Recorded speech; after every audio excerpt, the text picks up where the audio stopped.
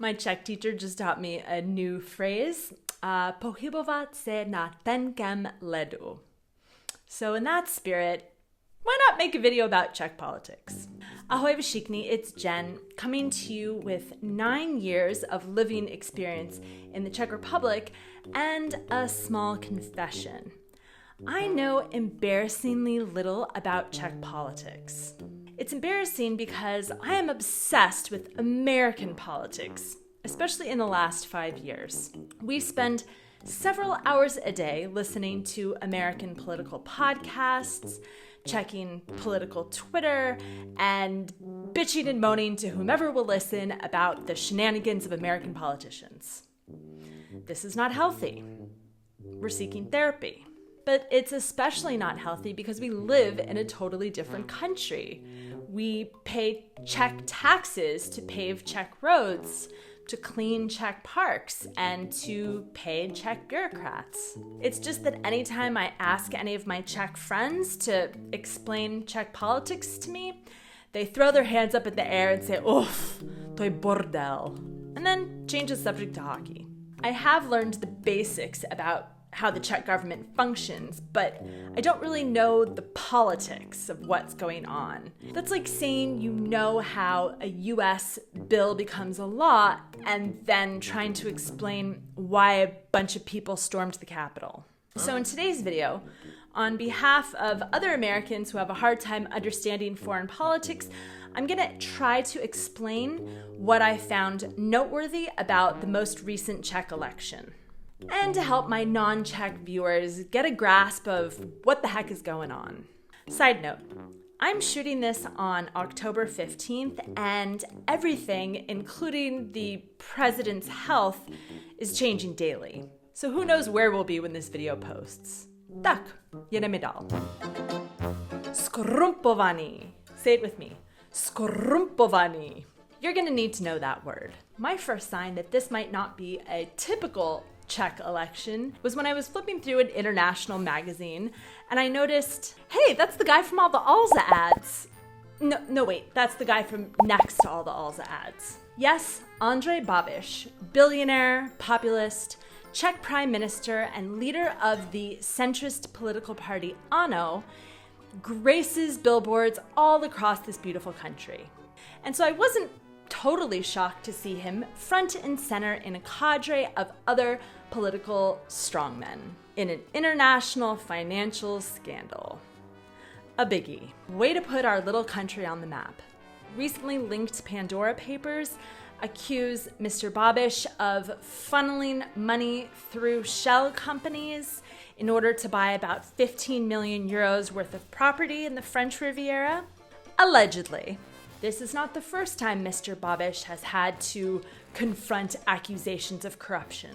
He's been accused of taking EU subsidies and putting them into his own personal business. Americans, you can think of this like when Trump said he would relinquish control of his businesses so that he could better serve the country, and then didn't, or when he put up government officials and Secret Service members in his personal hotels every weekend and then paid for their hotel bills with taxpayer dollars. Regardless of how alleged you believe Mr. Babiš's corruption to be, and believe me, there's plenty of corruption in this country to go around, I want you to keep Mr. Babiš top of mind because he is at the center of most of the drama of this past election.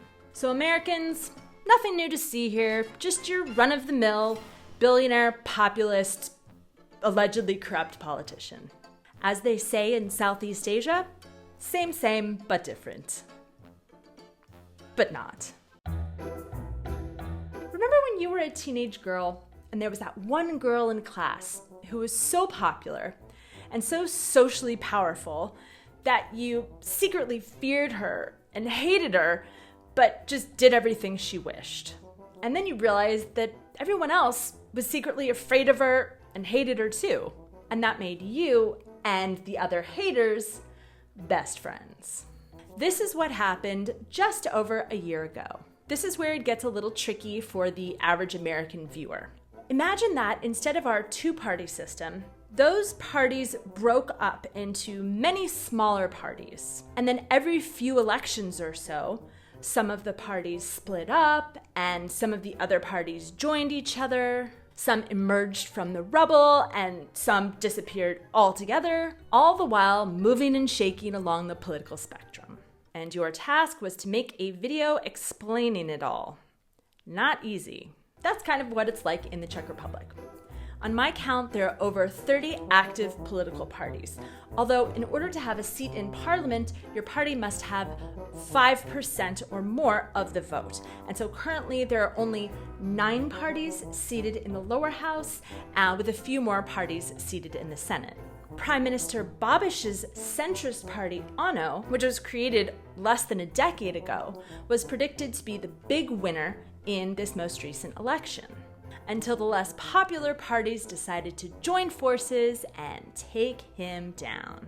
Cue the Mean Girls. On the center right to right, we have a coalition called Spolu, which comes from 3 parties, ODS, Top 09, and the Christian Democrats. And on our center to center left, we have Pirstan, a coalition of the Pirate Party and the Mayors/Independents, which is also a coalition of sorts. These 2 coalitions, Spolu and Pirstan, decided to run as blocks, which was pretty smart. They figured if they could pool their voters in their blocks, they could possibly overtake the very popular party of Ano. And then if Spolu and Pirstan decided to join forces after the election to create a governing coalition, they could definitely get more seats than Ano, and thus form a majority coalition. So united in little other than their distaste for a certain prime minister, Spolu and Pirstan decided to get together to oust their common enemy, Mean Girl Babiš. Let's get together, why did you and I come on? There are 3 of you watching right now who have seen the original Parent Trap, and I salute you. Even though Babiš's Ano was predicted by pollsters to win the election, at the very last minute, Spolu pulled it together, and took the victory by a mere 0.7% of the vote. Enter this man. Just in time for Halloween. That's not going to play well if things go south for him. Zeman currently is not at his finest. In fact, the day after the election, he was checked into the ICU with some chronic health problems. President Zeman's health problems become a real issue if he's not able to continue his duties. As of 17 October, the public still does not have any details on his condition. The hospital is keeping mum, but thankfully keeping him well fed. So that is the current TikTok of where we are. But here are a few of noteworthy takeaways from this election. First, it seems that the extreme left has fallen out of favor. The Communist Party failed to get even 1 seat in parliament, and that's the first time that's happened since 1920. The oldest political party in this country, the leftist Social Democrats, also failed to get a seat in the chamber. And while I'm all for love and togetherness, it remains to be seen how a double coalition of 5 different parties who have very little in common will be able to govern when all that seems to unite them is their mutual disdain for Babiš. Spolu has a pro-business, low-tax agenda, and Pirstan is more progressive. One other thing that all of these coalition partners seem to have in common is that they're relatively pro-European Union, which puts Czechs out of the picture for the time being, which is great. I don't want to have to drive to Germany to get my groceries and my gasoline. How you doing, Brits? We miss you. We love you. We miss you. I want to thank Jan Janošík for writing me on Instagram and challenging me to learn a little bit more about Czech politics, at least enough to make a 10-minute video. Hopefully I can learn a little bit more about the actual party policies so that by the time I become a citizen, hopefully in the next year or so, I will find the party that's closest to my heart. I would love it if in the comments you would write to me what was the most important issue for you going into this past election. I would love to hear a little bit more about my Czech followers and see what's important to them. Tak, uvidíme se příští týden. Ciao lidi.